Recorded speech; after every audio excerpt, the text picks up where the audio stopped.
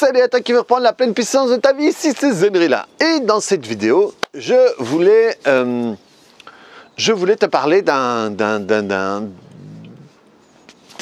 quelque chose qu'on peut voir souvent. Je suis sûr que tu as déjà vu. Peut-être, sans doute que tu as déjà participé, parce que j'imagine qu'on le fait tous un peu. Il y a quelques jours, ici, j'étais chez moi et tout d'un coup, j'ai reçu un SMS et ma femme aussi de la commune où on vit qui disent que, attention, alerte, il y a un incendie ici à Vieux-Sart, pas loin, et donc restez chez vous, fermez les fenêtres, n'ouvrez pas, n'aérez pas, machin et tout. Et donc c'est toujours un truc un peu bizarre. Et donc on va voir un petit peu... on va voir si on trouve des informations, on ne trouve pas beaucoup. Et après, ok, restez confinés jusque demain, et n'ouvrez pas, machin et tout. Et donc ça fait, pendant quelques secondes, ça fait quand même un peu bizarre, quoi. Et alors, comme c'est près de chez nous, il y a des groupes Facebook qui en parlent. C'est une ferme qui a brûlé.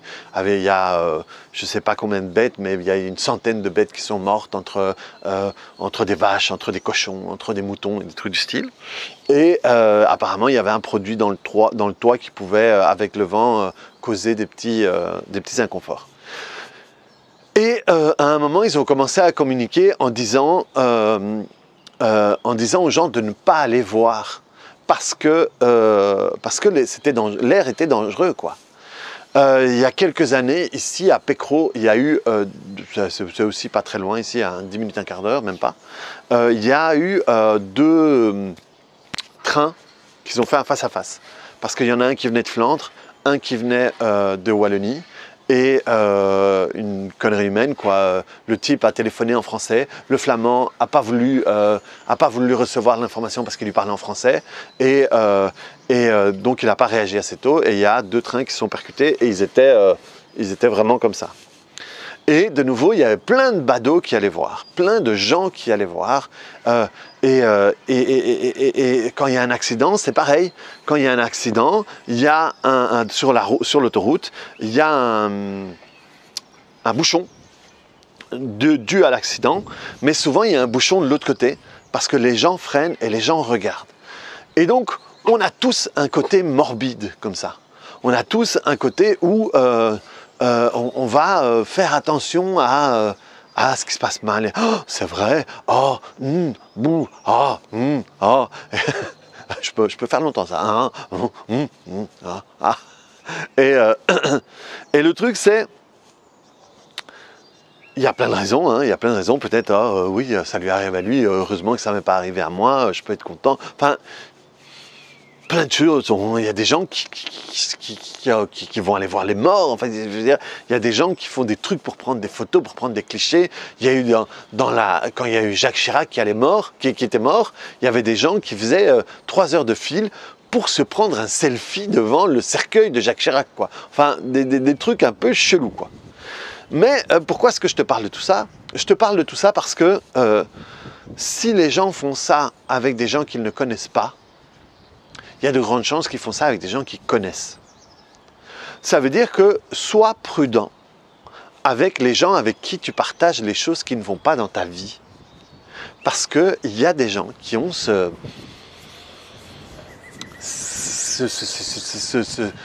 plaisir de renifler le sang, quoi, de renifler la merde, quoi.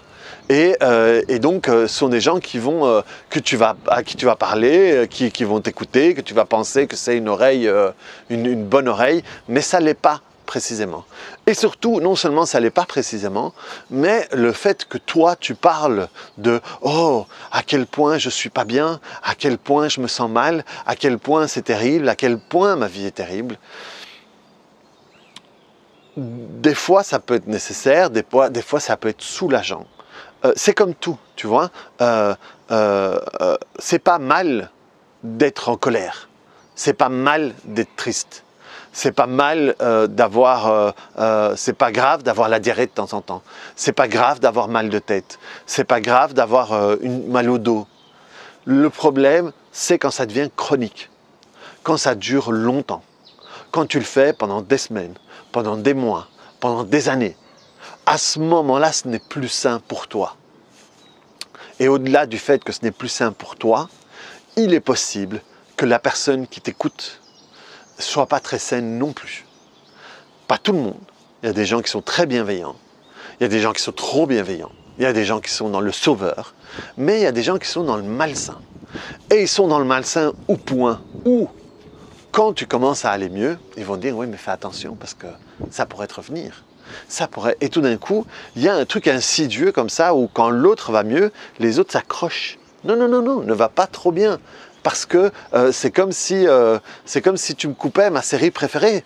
Moi, j'aime venir t'écouter comme tu souffres et rentrer à la maison et parler avec mon conjoint et me dire « ah, oui, heureusement que nous, c'est pas comme ça, chérie. Hein?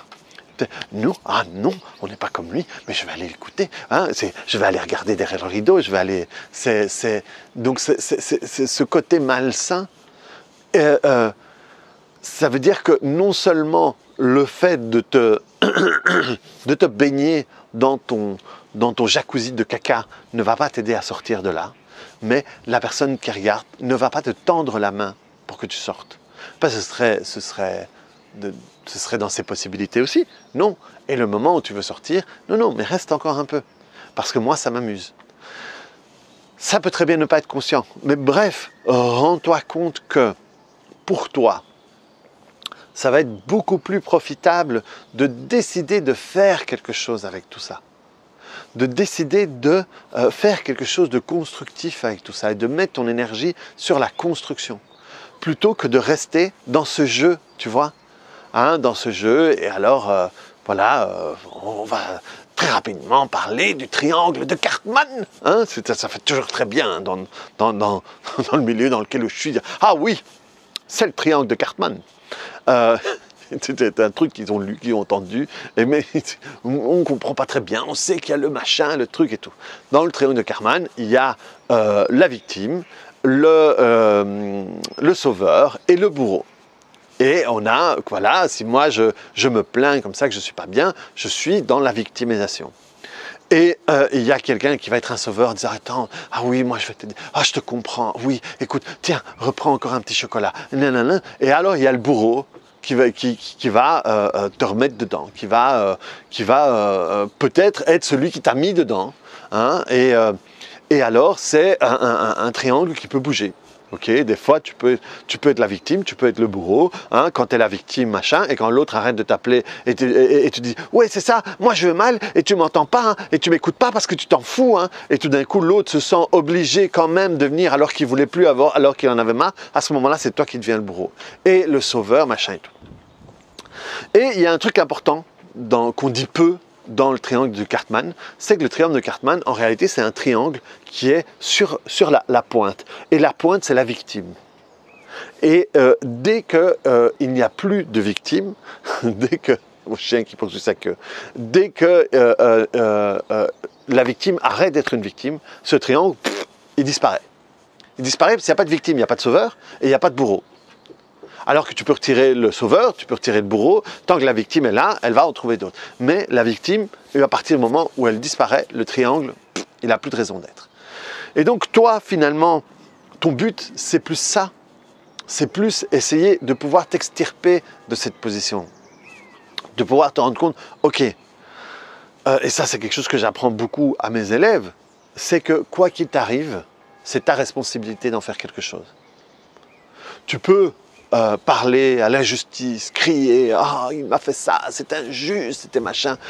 J'en avais parlé déjà dans une vidéo où il y avait, pas loin où j'habite, il y a une ville qui s'appelle Louvain-la-Neuve, c'est une cité universitaire.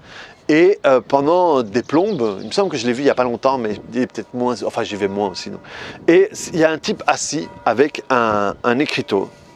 Et il écrit que, je me souviens plus bien, mais qu'il était entrepreneur et à cause de je sais pas quel ministre, maintenant il peut plus nourrir ses enfants. Et donc il fait la manche, quoi. Mais ça fait des années qu'il est là. Et ça fait des années qu'il ne rebondit pas parce qu'il y a une certaine loi qui l'a peut-être mis, peut-être de manière injuste, dans les difficultés. Mais le problème, c'est que tout le temps où il n'a rien fait d'autre pour lui, c'est lui qui perd du temps pour lui. Et le problème, c'est que parfois on dit « Ah, tu m'as fait ça, eh bien je vais rester là-dedans » et en espérant que de me voir là-dedans, ça te fasse se sentir mal, ou qu'à un moment tu fasses marche arrière parce que moi je vais mal.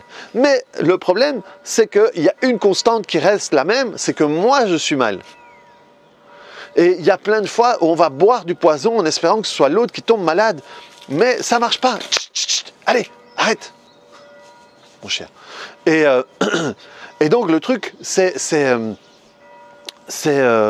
important de te rendre compte que cette position, si elle tient, c'est de ta responsabilité. C'est dû à tes choix. C'est vraiment, tu vois, c'est comme si ces trains-là dont je te parlais, on décidait de les laisser là et on continuait à, par exemple, je sais pas moi, que la communauté francophone continue à accuser la communauté flamande de ce qui est arrivé, c'est à cause d'eux, et on laisse les corps là par la fenêtre, machin et tout. Ça n'a pas de sens. Le but, c'est régler le machin, régler le problème et aller de l'avant et repartir parce qu'il y a d'autres trains qui passent, quoi. Et le truc, c'est ça, c'est que combien de temps tu vas rester là-dedans? Qu'est-ce que tu... Il y a mon chien qui se bat avec son reflet dans le miroir. Et donc le truc, c'est combien de temps, toi, tu vas rester là-dedans? Et à combien de temps tu vas faire un spectacle où tu t'attends à ce qui est de... Attends, je vais lui dire que c'était... Et... Chut.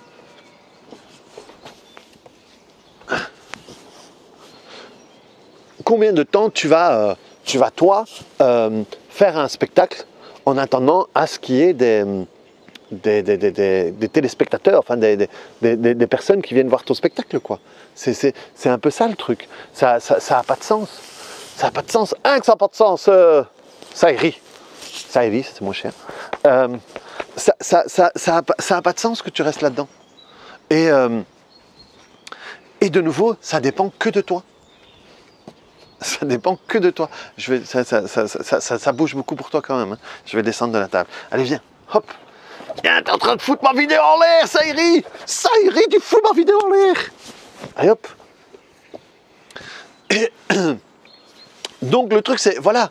Autant... écoute, on laisse ça, c'est entre nous. Hein. Le truc, c'est combien de temps, toi, tu vas rester là-dedans? Combien de temps, toi, tu vas tout d'un coup t'alimenter du fait qu'il y a quelqu'un qui vienne écouter tes trucs? Ça va pas le faire! Et donc, voilà, c'est ça qui compte.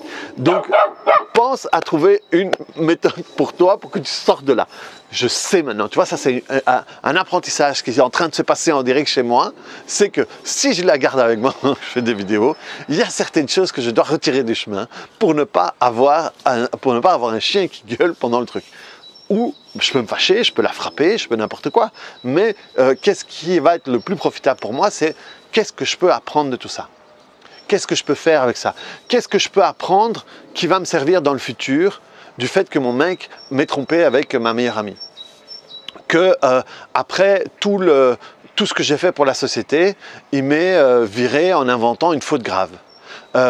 Qu'est-ce que je peux faire après que je me sois fait flouer par mes frères et mes sœurs d'un héritage, ou par mes enfants qui, alors que j'ai tout fait pour eux, ont décidé d'aller vivre avec l'autre membre du couple. Le truc, c'est que je peux me plaindre toute ma vie, ou je peux me dire, ok, qu'est-ce que je peux apprendre là-dedans qui va pouvoir m'aider pour mon futur? Qu'est-ce que je peux apprendre là-dedans qui peut m'aider à grandir? Qu'est-ce qui m'appartient là-dedans? Qu'est-ce que je suis déjà en train de rejouer? Et là, tu n'es plus occupé à attendre que quelqu'un soit spectateur du drama de ta vie, mais tu es vraiment en train de construire quelque chose pour toi, te sortir de la position de celui à qui ça arrive, parce que tant que tu ne travailles pas ça, eh bien t'inquiète pas, tu vas trouver un autre moyen de te reprendre la même tarte dans la tronche. Elle sera habillée différemment, elle aura une autre odeur, elle aura une autre teinture de cheveux, mais en attendant, la claque, tu vas te la prendre de la même manière. Et donc, c'est tout ça que tu dois comprendre pour pouvoir te sortir de là. Donc voilà, reprends la pleine puissance de ta vie, clique sur le bouton j'aime et on se voit très bientôt sur une autre vidéo. Allez, ciao!